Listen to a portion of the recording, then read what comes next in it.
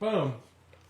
Good evening, everybody. We're back for an amazing night for the Off the Lip Radio Show, number 667. Neil, is that right? 677. 677. Sorry, I was 10 off. 677, and it's been such a great ride. The last few weeks, Neil, have been amazing. If you haven't watched our last few shows, back it up a little bit. See what, JT was on last week. Back it up a little bit. But tonight, Ward Coffey. Oh, before we get to Ward, Ward, we'll get to you because you are a living legend. If you tune into the new Santa Cruz Waves, fresh off the press today, brand new. You and I both Off the Lip Radio Show. There's a photo of you and I on my birthday. We were hammered. I love it. And then there's one of you in handcuffs for the CHP. How come the pictures that they published, we were drunk in these pictures? Because we don't often get drunk, but they actually have the two nights that we got wasted. Yeah. So shout out to the Highway Patrol for being here when we got drunk, or me. That was fun. Yeah, that was fun. This is in the new issue of Off the Santa Cruz Waves, Off the Lip Special. T. Fox, thanks as always for having us be able to be on your Facebook page. Those tuning in, let us know where you're tuning in from. It's a special show. We'd love to hear where you are. It's a special show because the one and only Mr. Ward Coffey's in the house. You know, and I just want to say Ward, the king of 4 Mile. I labeled him that in like 1982. But hang on. I'll take it. Yeah. Oh, here's your gotta get Ward a mic. Move up. Yeah. Move up. This is how we All right. Yeah. There we go. Well, first off, welcome back. And Welcome back. This is the first time. is this your first time? No, you were on the show. I came on with Ben. And Yeah, exactly. Yeah. So welcome back. Yeah, exactly. Yeah, we've had you on the show. Yeah. But I will give you the moniker of the king of 4 Mile. And here's why. You had I'm going to say, a prolific professional surfer career turned into a shaping career. Yes. But I'm going to say right now, for a while, you were on the bubble here in Santa Cruz. I just have to say it. Yeah. And I know that you're a humble dude and you may not admit it, but you were in the videos. You were in the magazines. You were traveling to the contests. You were making Santa Cruzans proud. And so that's a title that I'm going to give you, the King of 4 Mile. And you did like surfing 4 Mile, man. I still do this day. Actually, I surf there more than anywhere else, and I still am in love with that place. So I get it. Yeah, it's kind of cool. Well, it was fun for me to watch you surf that wave when I was young, because you had the knowledge and the ability to make it look easy. You know, and you had that great wounded gull style. Everybody was flapping their wings. Yeah, back then. yeah. No, you had a great wounded gull style. Yeah. And let's talk. We'll get to what's happening today. Yeah. But let's go back to that. Like who? Yeah. Okay, let's go back to the beginning. Who got you into surfing? Well, yeah. So Bill Anderson, guy that was a senior in high school when I was a freshman. There was a few guys that were surfing back then. They were friends with Matt and Sam George that lived in Alameda at the time. But Bill Anderson took me to Ocean Beach to surf in 1973. And it was pretty darn fun. And it was funny because he goes, "Hey, you know how to skateboard, right?" And I was like, "Yeah, I skateboard." And he goes, "You're a good swimmer and diver, right? Now, you'll do perfect at surfing. Let's go." And let's do it. At Ocean Beach. At Ocean Beach. It's like the most difficult spot to learn. Well, how it to was surf pretty at. classy because it was foggy. And we went to Kelly's Cove, and people don't know, back then, Kelly's Cove at high tide, the water used to splash up against the seawall, and the backwash used to go out. So he was like, "Yeah, you can just go down and root around there. We're going to go paddle out the back." And so actually my first couple waves were backwash out going towards the ocean, hopping to my feet, and then getting tumbled over, and then riding another wave in and doing that a couple times. Before I actually got flushed out the back, and I was like, "Oh crap, what am I going to do now?" You know. So, and it was foggy, so you couldn't see the beach once you were out there. And where was Santa Cruz? How long did Santa Cruz come into the fold? I moved down here in '78. And never looked back. Oh no, because it was pretty classic. I mean, I'd come down here a few times to surf, and after surfing Ocean Beach for 5 years, I saw guys jumping off the point at the lane, riding waves, walking back up, dry hair, and I was like, "Dude, I can do that." Yeah. Like, JT last week said surfing came to him easy. Yeah. Did it come easy to Ward Coffey? Well, yeah, it was funny because I did a lot of swimming, I did a lot of skateboarding, and I did gymnastics. Oh. So I had that whole balance deal. Hopping to my feet, riding a wave, and then paddling, getting in and out, that was pretty straightforward. Getting up to start doing turns, of course, you're just flailing away for a while. But there was a group of guys, Joe Fields and Bill Edmonston, that we surfed tons during high school. And yeah, it was... When you moved down, did you have a plan when you moved down here? Like you were going to do this, you were going to do that, you're going to do the other? Yeah, here's the deal, man. I'm going to surf every day. So I graduated from high school. I had a job working on a boat over in Honolulu in the Alawai Canal, staying on a boat, working for this guy, taking care of his boat. So I spent half the summer doing that, and then I met some of the families over there, and ended up staying with the Mokuau family and up on the west side. So when I came back, I told my folks, hey, I'm going to go down to Santa Cruz and go for a surf session. How were you then? 17. Yeah, perfect. Yeah, just about 18 actually. Yeah. So came down here and met some friends that lived on California Street and went surfing, surfed for a while, and came home that night. This was Saturday night. Did you meet JT and VC at the lane at the time? I'll tell you that later. I can tell you that later. But he's done this before. It didn't go over so good. Yeah. So, but anyway, so Saturday night, like we're at the house after a surf, and one of the roommates comes in and says, "Hey, man, how are the waves today?" I said, "Oh, cool. Where you been?" I was over at. I went to go turn in an application and interview at Lucky's. Lucky's is hiring at the new 41st Avenue Mall. My wife got a job then too. And so they're like, "Oh, cool. How'd it go? Whatever, So next day I wake up and south winds, not that good. And I'm like, you know what? I think I'm going to go drive over to 41st Avenue and see about if they're still hiring, right? So I get out of my car. I'm walking towards the door. This other dude's walking towards the door, and I reach out to grab the door, and he goes, "That door's locked, son."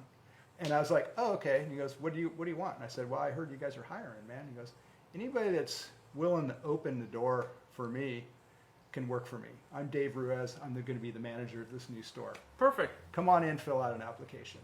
Hey, So hey. I came in, filled out an application, and he's like, "What are you doing right now?" And I was like, "Well," I wasn't going to tell him I was going to go surfing. But I said, "I don't know, I'm just cruising." He goes, "Can you start work right now?" And I said, "Yeah, what do you got?" And he goes, "Can you put all the bags in the check stands?" So put the bags in. He had me do some little other odd jobs, do-de-do. And he goes, "Great. Come back tomorrow and I'll get you sorted out." So left. You're a Lucky's veteran. Yeah. So anyway, I left, came back to the house on California Street, and the guy's like, "Dude, where you been?" I was like, "I got hired at Lucky's." And they're like, "What?" And I said, "I just got a job, man." No sooner than like 10, 15 minutes, one of the other roommates comes in the house, goes, "Hey, man, me and these guys are going down to Baja for a month." I quit. And they're like, "Well," John was like, "Well, who's going to pay the rent?" And he goes, "I don't know. You get somebody to rent a room." And I just raised my hand and I said, "Dude, I'm in. I'll pay a month rent right now." It's Yeah, like you're flush of money. It's like $75, right? Yeah. And so they're like, "Sure, you can rent the room for a month." And so I just called my parents up. I said, "Hey, I'm going to stay down here," and they're like that. Anyway, that month turned into 4 years living on California Street. Yeah, perfect. So.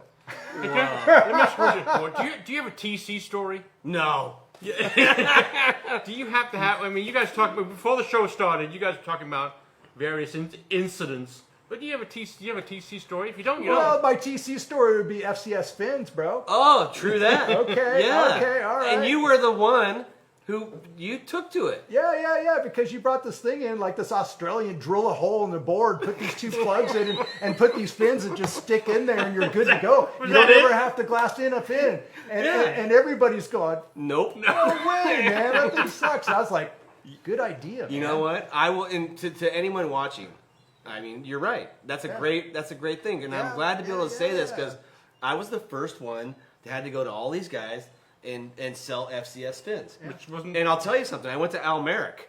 who's married to it. Yep. He told me, get the fuck out of my store. He literally did. He goes, my sander won't like it. My fin guy won't like it. I'll never do it. And he literally kicked me out. Yeah. So I went to everybody, but Ward was the first guy to sign up. Really? Early adopter in that particular technology. Well, and the thing is, and now today, And what year was that? What that year is. was that? Was that? Did that? Do you It was remember? like, I don't know, 91. Yeah, maybe How- 1990, 91. Yeah. And you did, and that's amazing. And I got Hout fired up on it too, because Hout was poo-poo on that. He was not into it. True. He was one. And then what's funny is Bob. Yeah. Pearson? Bob wasn't that into it. Yeah. And then one day he calls me and he said, TC, I have 3 people who won't buy my board unless I put FCS in it. Yeah. And that's how I got Bob. Yeah. And then it slowly started moving from there. Yeah. But that's a great story That's the because one you story were that the. pops in my mind. And that what I love about that is that you were not afraid of changes in technology. Yeah. And I Yeah. think that's. I mean, we could talk about the changes in construction of surfboards, whether it was going to epoxy or whatever. Yeah. You didn't really ever blink an eye at that either. Yeah, well, I mean, you figure Australians are kind of ahead of the curve on some stuff, and then you just think about, well, if you're traveling, you're going to put your boards in a board bag, and you're not going to break fins out. Mm-hmm. It's kind of a no-brainer. Yeah, Yeah. that's So cool. You get extra boards in the bag. I forgot about that. That's a great story. That's a good one to bring up. Yeah. I read that Lookout article that they wrote about you. Your dad was a very prominent in regards to that.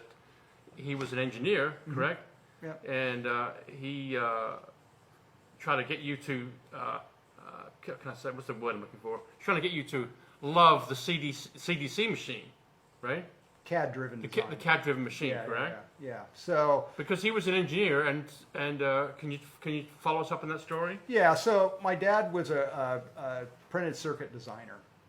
He was in the electronic industry from late 50s all the way up to like 93 or whatever. And so he worked on printed circuit designs, which is the precursor to what a chip in the computer would be. And he worked all over Silicon Valley, working for a bunch of different companies doing that. And he always worked on these smaller projects of these printed circuit designs. And so I think it was like in 81 or 82, I had shaped my second board. And I was like, Dad, check this board out. This board's magic. And he's like, yeah, well, one rail's this way. And he's like, well, why does it make magic? I said, it does whatever I want it to do. And he's like, well, what happens if you break that board? And I was like, oh, you just go shape another one, man. And he's all like, well, how can you get it to be magic again? How can you actually copy that board? And I said, you just get in there and you just do it, He goes, let me show you something. I'm doing some beta testing for this upstart company up in Sebastopol. And what we're working on is a program that works off a Bezier curve. Bezier curve is a numerical equation that you can loft a curve into infinity, and you can manipulate that curve with 2 points. And so the idea is we can do 3-dimensional drawings. That's how we can do the printed circuit stuff. He goes, we can design a board. My buddies over at Ames Surplus Store, they've got machines that they used on the NASA project that are robotic machines. Right. We can make these things talk, and we can make a shaping machine. We can copy that board. This is like 82, I think 81, 82. The only guy that Barlone in France was the only other guy I know that Nobody had it. was doing that. And I was like the classic, 20-year-old kid. Oh, Dad. There's no soul in that, bro. Right. Actually, we never said bro back then. It was man. There's no soul in that, man. And my dad's like, gosh, it'd be a really fun project, But at the time, now looking back, you go, idiot, you could have been ahead of the curve in doing it. But at the time, I was just starting to work for Bob at Arrow. I was learning how to shape. I was learning how to be a production guy. And Nobody would have bought it. Bob wouldn't have bought it. Bought that. nobody would have done it. Nobody would have Nobody bought would that, have done right? it. No, Yeah. back then it was taboo. Now, Yeah. obviously, it's the norm. But yeah. But I was learning how to be a production shaper. So, working for Bob was crazy because it was like, okay, dude, if you want to learn how to shape, these are the rules, this is how you're going to do it. You've got to skim 100 blanks before I'm going to let you cut rocker into a board. Okay, you've got that. You can start cutting rocker into the board. Okay, you can put V in it. Now you can start templating boards. You're just cutting them out. And I had to go to a proficiency level of each one before I was even allowed to go to the next step. So Did you ever give your dad credit for inventing the shaping machine? he never invented it. We never well, put it together. But theoretically, yeah, he had the idea. Yeah. And the classic thing of the whole thing is that upstart company from Sebastopol is called AutoCAD. Wow. Yeah. They're out there. He bought an island in Fiji. Yeah. So AutoCAD he was doing the beta testing for that company. So Wow. But So you began your career loading from Bob and Doug. Was it Bob for 10 years. Bob first? Yeah, Yeah, for you were 10 Bob. years. Yeah. Yeah. You guys kind of broke up for a while, though, huh? Was that? I mean, when you decided, you trained under him, and you decided, I'm gonna fly out of the nest. Well, you gotta put things in historical perspective. So when I started working for Bob, I was 19. You were also sponsored by Bob.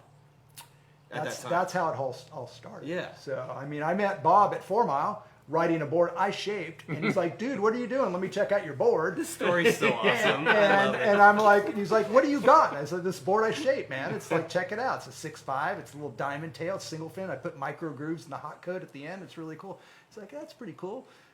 Classic Bob. Well, I can make you a better one. And so, one thing led to another, and he's like, "Come by my shop. I'll show you. I'll show you how I can make you a board." So he, connived me into getting a board, and so I got to watch him shape the board.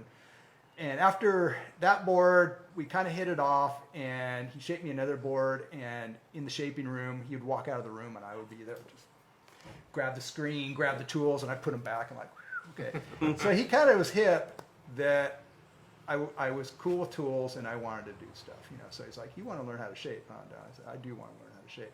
So he started teaching me to shape. And at the time, Aero was kind of like the not cool brand. I mean, Aero, it was either you're on a JT or a Hout or you were out, dude. Right, right. And so, but he had this ton of energy, and he had this funky little factory, he had this funky little shop on Mission Street that he just opened up, him and his brother.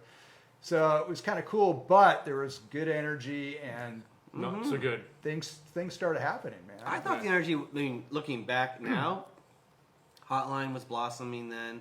Bob was the retailer for the West Side for Yep. Hotline. Yeah. Look back with Kevin Reed was involved. Bud Miller was involved. Dude, you don't no. You got to go farther back, man. So when I was working for Bob and I was riding his boards, it was like Pearson Gagger, get out of town. Bud Miller and Beaver and those guys used to pull the spark plugs out of my car. Okay. This is where the good stuff comes out. Are you people listening right now? I mean, I took heaps. I took heaps for a couple of years. Guys would come in the surf shop and give me crap, in the water give me crap. But Bob had the energy. I had the energy. Vince Barolo worked there. We all had this. Wilson Quick worked there. We had some good energy going, and we started making change. Things started happening. And before you know it, all these naysayers are like, "Hey man, could I get a board?" And next thing you know, we're making boards, and we get Machado and a bunch of these other guys on boards. Mark Machado opened He opened the east side Absolutely. up, Yeah. And then when we got Bud on boards, and it just things changed, man. Even Rim Partridge used to come in the shop with his new Hout and go, "Check out this new Hout, man. You wish you could make boards like this." He did. And now he's like the biggest. Rim. He's the biggest disciple ever. So many of these guys are big disciples, and it was such cool energy. It was like we were a rock and roll band, and then we started going down to the Caton contest, and the Stubbies contest. We'd all pie on the van, and that's when he got Reed involved, because Kevin was like dragging knuckles, and we got him re-engaged. Bob definitely got him re-engaged. And what video? There were some videos that came out during that time. Barrels of Fun is the seminal. That was Barrels the of seminal Fun, one. right. And then before that, we were working on, Off the Wall 2 was the big one. But Barrels of Fun was what we were working on. But the classic thing was, in Barrels of Fun, I was riding a quad fin at the time. And that's when we saw Curran surfing on a thruster at the Stubbies contest. And it was like everything, the whole earth changed. Yeah. And Bob kept trying to get Curran's board. Like, "Can I measure it? Can I look at it?" And he's like, "Nah, Al doesn't want anybody checking this thing out." And Bob was just looking at it, and trying to just get these measurements as much as he could. And then when we all lost out of that, he drove straight home. Bob did? Bob did. I was in the car with him and a couple other guys. He shaped up a 5.9 as close as he can possibly remember to what Curran's thruster was. And glassed it up 2 or 3 days. We took it out. It was too small for Bob. And I rode it, and I said, "This thing fucking sucks, dude. This thing's not even close." I was into my quads. I was totally into my quads, and I had some really good quads at the time. Everybody was riding them. JT was making some good ones. The Cruteau was doing those things too. And I snapped off one of the fins of my quad, and I was like, "Okay, I'm going to take this thruster out." And it had an adjustable box in the back. And I remember going up to Scott's, fall day, and I had 3 different fins with me. And I started dorking around with the fins, coming into the beach, going in, and I just remember one wave, I just dropped in, did that 2-stage bottom turn, and I like went straight up, hit the lip, and came back down. And it's just like, you know, the aha, like, I get it. Holy crap, the skies part, the sun comes out. And I was like, and then repeat, and I drove back into town and said, "Bob, this thing works. This is how you do it." And so Bob believed you? oh yeah, he was like, "I want to see you surf on it," you know. Yeah. And right at that time, Joe Makey and Dave Madel, we had shot some stuff for Barrels of Fun. They had seen me surfing that thruster, and they said, "That's in the shit cam. We're gonna do off the wall too. We've got a bunch of current footage of surfing. We got some Sean Thompson footage." So anyway, that's how that thing came out. Wow. So that was pretty rad. And that's the King of 4 Mile era right there. Yeah. Yeah. Well, Bud Miller, he's the king too. Do you guys talk about that? You know, him and I were like mortal enemies in the beginning, and we became really tight friends. And when we surfed together, it was pretty hard to get away for Anybody else? we had a little gig going on. But back then, that's what you did. You just out hustled everybody, you out positioned everybody, and just caught every freaking wave you possibly could. So you're interning at Bob's. You're shaping arrows. You're skinning them. Then eventually you're doing rocker and you're finishing boards. Yeah. And then you get to a point where you're like, Ward Coffey's gonna make surfboards. Yeah. So Was that a weird conversation? well, no, it was baby steps, bro. So it was like baby steps. So yeah, I got to where I was shaping full boards, and I was like, okay, you could start doing stock boards. So I was doing the egg boards, you know, and I could do the egg boards, and then I was doing the kooky, you know, thrusters or whatever like that. Okay, those. And at the same time, my personal boards, are getting better and better. They're getting more and more refined. And then I'm kind of starting to do all of the team boards, rough outs for the guys, and Bob's finishing them and signing them. And then I'm starting to get some custom orders. Guys are wanting my boards that I shape. So what happened? Did you keep that away from Bob? Absolutely not. These are arrow boards. So Yeah. the guys come in and like, Yeah. I want to get a 6'3". I want you to shape it, do. So as time evolved, my custom stack of custom orders started getting bigger. And my availability to do stock boards or Bob's rough out boards became less and less. Right. So a little friction Yeah. ensued from there. And, you know, towards the end, I'm 29 years old. I'm not 19. Mm-hmm. Okay? And there's Still single at the time? You haven't met Susan yet, right?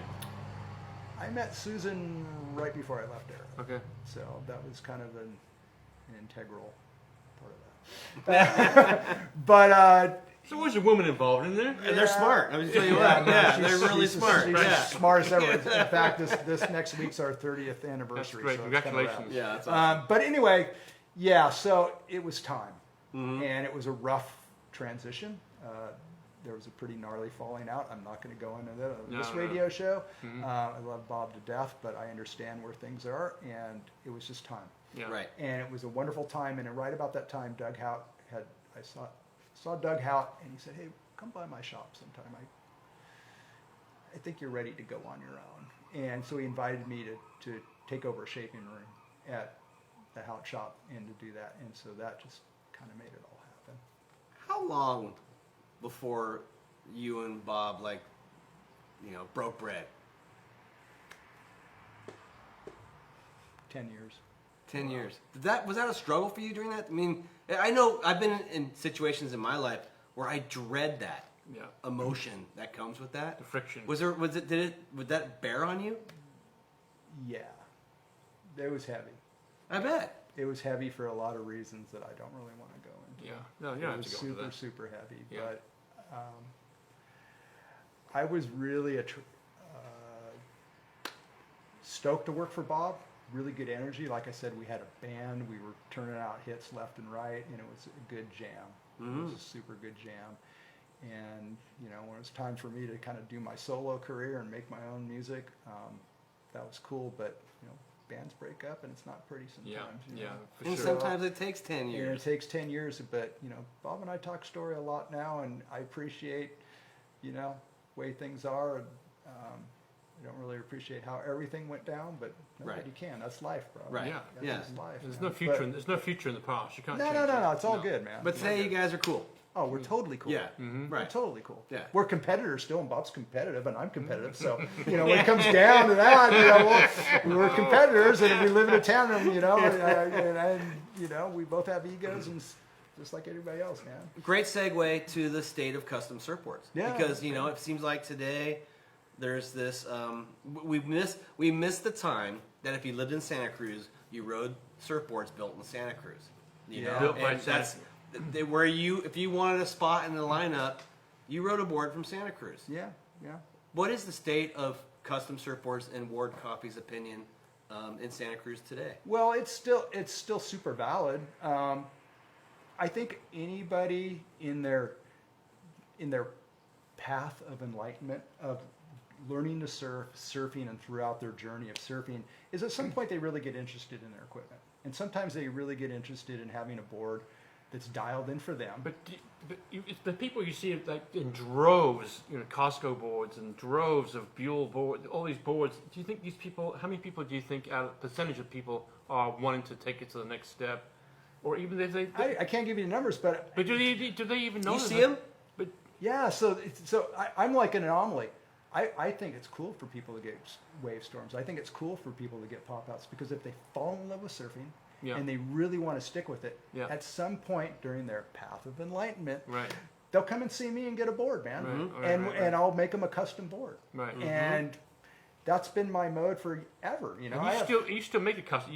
Everything you do is all it's all by you. hand-shaped custom boards. I've got file cabinets I know, I at remember my that. shop. I remember seeing the file with cabinet. every board I've ever shaped. It's Right. got detailed information, as much detailed information that you can get on a CAD-driven, you know, file. Mm-hmm. And so I know what blank I shaped it out of. I know what templates I shaped it out of, and I know 23 data points of that, and who they are, and how much they weighed, and whether they're goofy foot or regular foot, and how old Right. they are when they get Right. it. So And that's is there a number to how many Ward Coffey surfboards you shaped? we're over 20,000 for sure. 20,000. Yeah, hand shapes, not Yeah. not scrub outs, bro. Uh-huh. Not Yeah. so Right. Do you want to have that Tony Micah? You guys telling Tony Micah story a little while ago. Oh, jeez, I know. We're not going to tell that story. That's off the air, folks. Rest in peace, Tony Micah. Fifth Amendment. There. Yeah, I'm taking a look at it. Yeah. He's up there screaming. Yeah, can't tell that story. Ward, are you still using this skill planer? Absolutely. 100. Yeah. Yeah, I love that thing. Oh, And are they? I mean, I'm so out of loop. Are they still available? Parts and stuff? yeah, so I've got 4 planers that are in various cannibalized things. You can actually get them easier now because nobody uses them anymore. Right. But they're expensive, you know, and there's a company down south that redo them. But I absolutely love my planers. I just absolutely. And what's the oldest one you have? How long have you had it? I have the original one that I bought in 1981. You still do. Oh, absolutely. It doesn't run. Yeah. It's been cannibalized. Yeah. Someday I'm going to make it run. You know, Yeah. I want to get all my planers running. I want to give Ben one. I want to give Sam one. I'm teaching them how to Yeah. shape. And so at some point I'll get them up and go, here you guys go. That's awesome. Do That's it. like your old hot rod that you're restoring someday. You know? Exactly. It's in the garage Yeah. rotting away quicker than you're like adding into it. Wow. And great segue to the kids. I mean, Well- yeah. Yeah. I mean, one of his kids I coached. And I've coached soccer for years, right, for many schools in this area. And I can remember the top 5 soccer players that I coached, and your son was one of them. Really? Hell yes. Oh, wow. Sam was like 5'0", well, less than 5'0". Run like the wind. He was so good. The kid just gave him the ball. Give the ball to Sam. Yeah. What do you want to do, coach? Give the ball to Sam. Yeah. And he would run rings around everybody. And he was like 9 or 10 years old. Yeah. This little, Well, he's this trying to little- keep up with the big dogs. So Huh? he was always running with the big dogs. That's He why. was always running with. He wasn't scared at all. But man, he would play soccer, football. Oh my God, he was so good. Yeah. Well, your kids. What are you doing? What are you surfing, dude? Yeah. Be a pro soccer player. Yeah. Be a millionaire right now. But he was But very. let's He talk was. about the I boys. never. You have two sons. Yep. Ben and Sam. And did you force them to surf? Were you that dad? Nay, opposite. Total opposite. My wife and I were like, it's all about sandcastles and playing on the beach. And, then it was boogie boards and then it was soft boards. But, my wife and I surf. Susan and I surf all the time. So at some point they're like, why are they having all the fun, But Right. they were around surfboards and on boards since day one. Absolutely. So, yeah. They had not much of a choice, but they took to it. Yeah, they were into it. And ironically, we had them on boogie boards for a long time. I had them on soft boards for a really long time. And everybody's like, Ward, what are you doing, man? You make surfboards. You should have them on the best equipment right away. And I was like, nah, man, this is all like the 10,000 rule. It's all about them getting tumbled, getting hit by their board, coming up and wanting to go back out. Right. And if they have a custom board, they're going to get whacked. They're like, Dad, I don't think I want to surf. you know? Yeah. And so, I remember Ben, he would be, all his buddies at the time would be jumping off the point at the lane and they'd be all pinballing against the point and they'd get 2-second rides on these scraps. And he was like, forget that. I'm going to jump off the point. I'm going to paddle over towards indicators and I'm going to get these long indicator waves. So he would, he's a goofy footer and he'd be on the soft board with spongy fins and he'd be going down the line. And then it wasn't until one day I saw him like load up, try to crank a bomb turn, the board goes straight. Yeah. And I'm like, It's time. it's time. So I built him his first custom board and he just took after it. And they had, awesome success locally. Sam's still doing his deal, but and jump into it. You became the coach. Well, yeah. Our family life is crazy in the sense that, Susan and I both surf. I was coaching even before the boys came along. I was coaching Santa Cruz High, involved in the surf league in the late '80s, early '90s, all through there.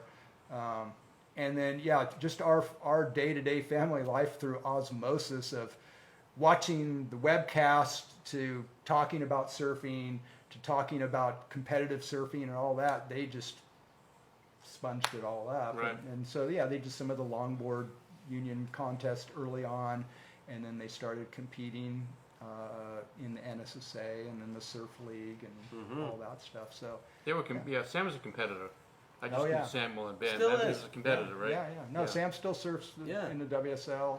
Ben's pretty much done with it, but Ben's a career guy now, right? Is that what's going on with Ben no, right now? he's a lifeguard. He's a lieutenant with the city of Santa Cruz, and he really loves lifeguarding. He's going to Cabrillo, picking up some admin courses and doing that. Sky's the limit for your kids. Yeah, it's all good, man. I saw Susan not long ago. She go, hey, what are you doing over here? She was at the stop sign right at 30. Like, hey, where's your passport? She's creeping in there. You're kind of like a toll taker down there. Hey, what are you doing? What are you doing over here? Susan surfs the hook more than anything. Yeah, I know. That's her spot. She loves She second loves ball it, at the hook, second, third ball. She just loves that. Yeah, wave, so. yeah. And that's cool. I come with her every once in a while. I try to slip in and slip out. But she would bring the boys down here like for years on end, bring them down to the hook and ride in the hook and Capitola, and we'd all yuck it up over here. And then, but the boys benefited from 2 or 3 banner years of Cowles too, which is like people. Does that sandbar years? Does that weigh? Yeah, they had endless amount of good time with Can that. we talk about the Sacred Craft contest? Or I won't say contest, the Sacred Craft event that took place in Santa Cruz. So I remember I was there. When it came down to watch it. 2011. 2011 was it Casa Permanente, right? Wasn't it? No, it it was Kaiser? the Rittenhouse. No, it was a Rittenhouse. Oh, it was a Rittenhouse. That's right. Rittenhouse, Yeah. That had a prominent effect in your shaping, or did it? Well, that was huge. Yeah. That was huge. So, the Sacred Craft Show in the original incarnation of it, I had went down to San Diego because I heard Terry Martin was shaping. So I was like, I want to go down to the show and I want to watch Terry Martin shape. During the ASR show. No, this is the first Sacred Craft before Show. that. They moved it. Yeah, that's when they end up losing the name because he wouldn't let them use their name. Anyway, I went and down. that's from Infinity Surfboards? Is that where Terry Martin surfed? Or shaped Hobie. for? Oh, Hobie. That's Hobie, right. man. Yeah, okay. So the guy's shaped more boards than anybody on the planet, and he's well known and was at the time. He's not with us anymore, unfortunately. But I went down and I unabashedly posted up right next to the window and watched him shape a board. I just elbowed my way in there. I was like, I don't want to watch this cat shape. And so afterwards, this is a few years before 2011, and I had introduced myself. Ward Coffey. I'm up from Santa Cruz. I just came down to watch you shape. I really, really like the way you shape. It's like, Santa Cruz, huh? Oh, cool. You came down? And it's like, oh, yeah. And I was like, yeah, stoked. And he says, well, what did you learn? And I said, well, I noticed you do some things exactly the way I do and some things you don't, you know, and it was really cool. And so I was super humble. And so that after that show, next year comes around, I met Scott Bass, and he said, hey, man, we're doing one for Castor. Do you want to come down and shape this for Castor? And I was like, say what? You're inviting me to come down and shape? Wow. So I came down and shaped in the Castor shape off. And no sooner had I done that shape my board, and Terry Martin walks up to me. He says, hey, I watched you shape. Wow. You've got your chops down. You know, it's pretty Wow. cool. And at that point, it was like, okay, is that like the secret handshake? Am I kind of in the club or whatever? You know? That took you up a few. I must have taken you up a few Oh rounds. no, I just felt so like, okay, this is, I'm doing the right thing. This is all cool. So anyway, fast forward, and they bring the show up to Santa Cruz to honor Doug Howe, and Doug calls me up and says, hey, Wardo, would you like to shape in this thing? And I was like, really? There's got to be other guys who no, I'd like you to come and do it. And so Bob Pearson, Steve Coletta, Wayne Rich, Mark Angel are in the thing. I don't know if you guys know who Mark Angel is. Yeah, Of course, my first surfboard was a Mark Angel. Mark Oh. Angel. So Yeah. so these are like The swinging single guy from Kauai. So these are like pillars in my shaping thing. So Pearson taught me how to shape, gave me his endless amount of boards to shape, and I learned all my chops from him. Steve Coletta really taught me how to use a planer because he was renting a room out of the aero shop, and he just showed me how to be technical execution of planer work. Mark Angel was the first dude when I came down here that had that really cult of personality, mystic guru, like, oh, there's God. You know, that guy touched my board, shaped my board. I never experienced that, you know. And then Wayne Rich, who was the defending champion, that dude had like this posse of pit crew with him, you know, and he's just like, was just like, so anyway, that was a pretty gnarly show. I ended up winning the show. Yeah. I ended up winning Yeah. the shape off, and that was super cool. And it was just like this heady experience. And What was it like the first time you walked back into your own shaping room after you won that contest? That I don't want to say contest, but that event. Well, it was an event. I won Yeah. $1,000, bro. Right, it was. What was it like? Contest. Did it put you on a different? Did you put in your own mind? Did it put you on a different level? Well, I just felt like I can do it with guys. I can do it just like with anybody else. I can go in there and do it, and I can do it under pressure, which is, you know, shaping it in these shows is gnarly because you've got an hour and a half to copy a shape, and you're in a fishbowl. People are watching you. Your every move, and you got to like go the distance and deliver the goods. Well, can I interrupt 1 second? Yeah, sure, go ahead. Do you want to know something? I think upstairs in our warehouse, I have a couple of T-shirts from that event. Oh, rad! Yeah. You So do? before the night's over, I'm going to give you a T-shirt. Yeah, of that I've event. got some stuff. So, Yeah. but that show was unreal because after I won that, guess who calls me the very next day? Who? Rusty Priesendorfer. Right. He said, "Hey, man, I watched you shape. That was really enjoyable. Nice economy to." The next year, it was a tribute to Rusty Priesendorfer. He invited me to come down and shape for that. The year after that, Jerry Lopez invited me to come down. Wow. Wow. You know, and so I got to go to the show, and then twice now I've been down at the show. One, I was at the El Merrick show, and I was just there to watch and check out. And Chris Christensen was like, food poisoning or something like that. He's like, dude, I can't do it. And Scott Bass goes, Stunt double. You're in. you want to do it? You want to do it? And I was like, I don't have my tools. And Chris was like, well, you can go out to my car and get them and bring them in, set them up. I just can't do anything, right? And Roger Hine had just finished shaping. And he says, just jump in and use my stuff, man.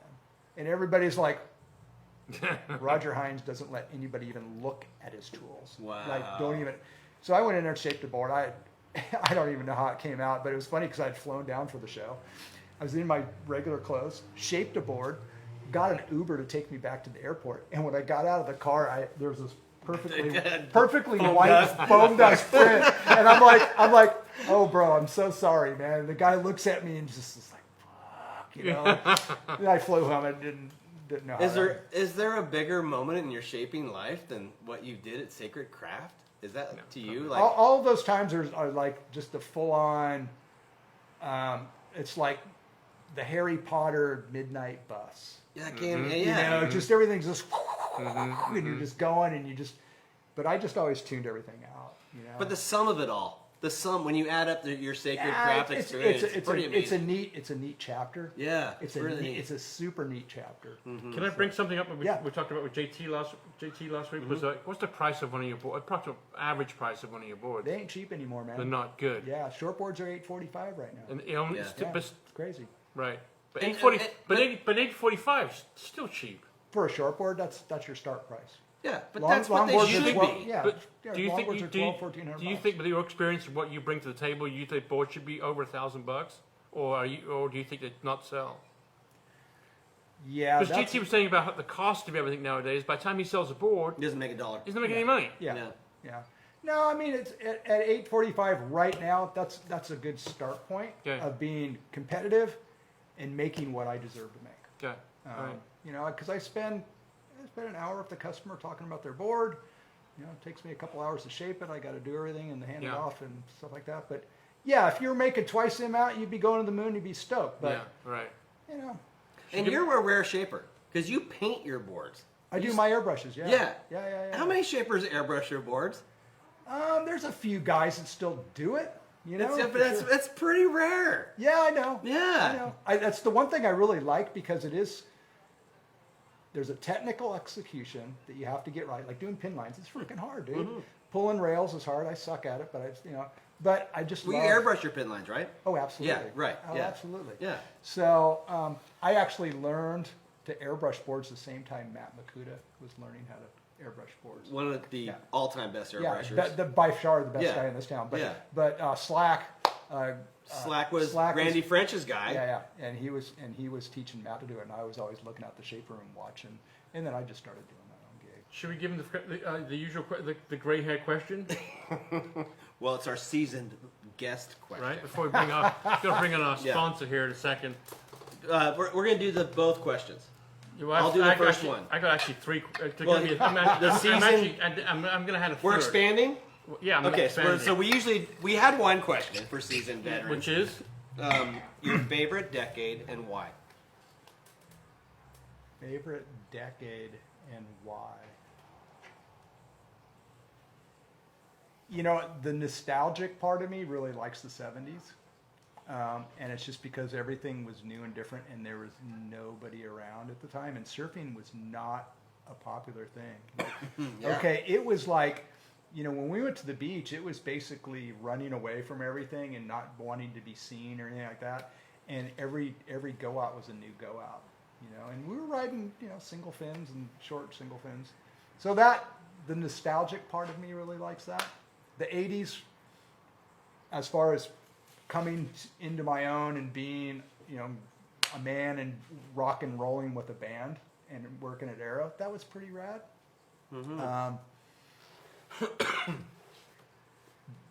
The decade with my kids starting to get good and really starting to do stuff was good. So he's picking three.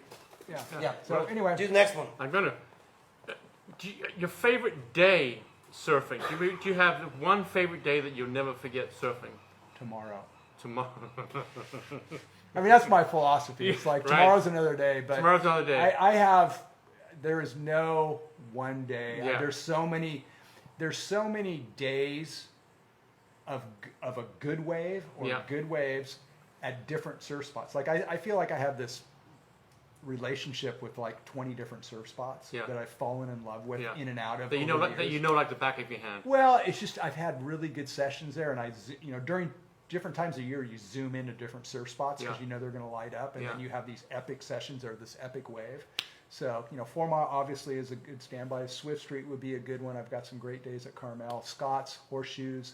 Yeah. Right. All those. Right, right. There's waves that I could just kind of pull out. It's like the Harry Potter, pull out the memory and put Right, it out. right. Just like oh. And my final question, new question, TC. New- my final I'm question. ready, yeah. the person in the surfing world, there's no longer with us that you would either like to surf with or have a conversation with would be who? Somebody who's no longer with us. Conversation or a surf session with. That's a new question we started last week. Was it? Yeah, with JT. Oh, okay. Yeah. You should have sent that to me because I could have thought about it. I'm just like deer in the headlights, blank on that. I have no idea. But we don't do notes. I mean, there's no. Well, and there's a Okay, lot of people missing. Yeah, so I'm gonna bring out the most random person that Perfect. you guys have never heard. So Yeah. Joel Megan, who was the potter. Oh, the Potter on Mission Street. Mission Street. Yeah. So I wish he was still here Yeah. because He was cool. He was a mentor, and he really showed me like spiritual end of creating useful things through via pottery to what I do, and we had a 25, 30-year relationship Right.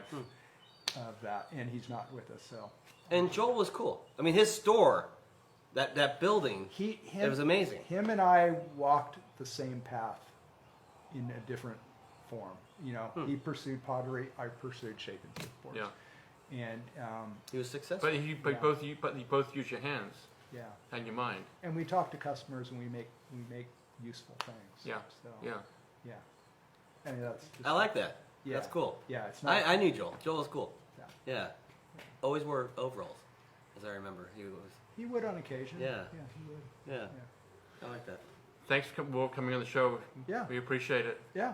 I'm sure we've missed out a bunch of stuff. Oh, yeah. First of all, some stories cannot be told. True. Like Right? we had a few stories before the show we're not going to discuss. But when Neil and I first started this, we just really wanted to really capture the magical words Yeah. of Santa Cruz Yeah. and the history, and it's so fun to hear stories and Yeah. and touch base, and we'll have you back on because Yeah. there's a lot of stuff. There's more. Yeah, you from never Ward's know where things are going archives. to go. I kind of went off on a tangent, but yeah. You never Anybody know. watching and to reach you, Yep. is there a number that they can call? Ward at Ward Coffee Shapes, 831-459-0868, or on Instagram, Ward at Ward Coffee Shapes. That's awesome. Yeah. Well, how many years now have you been shaping surfboards? 1960, 1979, I shaped my first board. 20,000 plus. Yeah. 30,000, right? Yeah, so that's a couple. 20,000? 20,000 plus. Over 20,000. Yeah. I haven't done a count recently, so Congratulations. it's been a fun ride. No, I mean the king of 4 Mile is still the king. You know, I've called you that since I literally labeled Did he you burn that you in out there? You like ever been 80. Oh no, I you just ever been- sat on the shoulder. Have you you ever been kidding burned? me? Have you ever been burned? No. No? I would never take off around Ward. Nobody did. That's just how it was. It's fun because the best part about the show is I can tell you that, and because it's true, and people who watch may not know that, but your ability on a surfboard was fantastic. And I'm going to give that to you, and you watching who don't know, now you know. And I'm going to say that. Go watch Off the Wall, or you'll laugh. You'll Yeah. get a bunch of funny. The claymation's hilarious. Well, yeah, exactly. I love that claymation. Those barrels were sick. So thanks for coming on, Ward. Awesome, you guys. We're going to have you back. Yeah, and so much fun. we'll get you back next year. We'll catch up again. Cool. So yeah. you know, I respect people who work real hard. Yes. He worked his butt off since day one. You work your ass off. I try and work my ass off too. You do? And I try to. Yeah. Thanks a lot, TC. No problem, bro. I really appreciate you. that, bro. I know you do. This gal right here, she's working her ass off right here. It's okay. And Yeah. She's got these. Are these going to go to him? Yeah. Some of them going to go to him. Some of them gonna go to him. You can pick your flavor You if pick you your want. flavor. Yeah, This is Vexa nutrition bar. We're gonna get this up right on the camera. Get it on Here we go. camera. Yeah, She these works. But she's sitting here patiently because she wants to promote her business, and we appreciate that, and we respect you for what you're doing. Thank you. I appreciate that. Yeah, this is Vexa clean nutrition bars. They're plant-based. You can buy them in local stores here. You can buy them on Amazon or vexabar.com. And our slogan is "Eat like you matter." That's right. That's Eat what like it's all about. That's right. And you can get them where again? You can get them at local stores around here, Staff of Life, Okay. New Leaf, or you can get them at vexabar.com Okay. or Amazon. Okay, and you can come back here. That what you have in there is like a variety of flavors. Yeah. So here we got beets, coconut, no nut PB&J, blueberry choco, and orange turmeric. So there's no brownies, no chocolate chip cookies, just healthy, nutritious, good stuff for you. And they See? taste delicious, I promise. TTC, what are you gonna be eating, my friend? Thank you so much, sweetheart. All Thank you. healthy, all good. And you work All hard. healthy, all We good, respect and- people who work hard. You're working your tail off. I try to. I know you And do. so locally here in Santa Cruz, they're available where?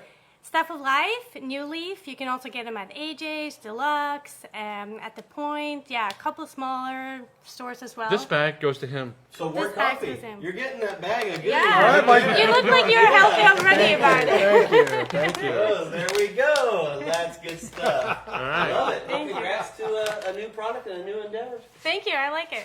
Thank you. Thank you. Neil, who we got next week? I don't know. What? I think Travis Reynolds. Travis Reynolds next week. There you go. All right. Well, we're staying forward with that. Word Coffee, thanks for coming on. Thanks for having me. That was awesome. Everybody, we'll see you next week on the next great Off the Lip radio show. T-Fox, Santa Cruz Waves. Magazine. Yeah, pick up, of course, the Off the Lip radio show is in Santa Cruz Waves this month. We will see everybody soon, and good night.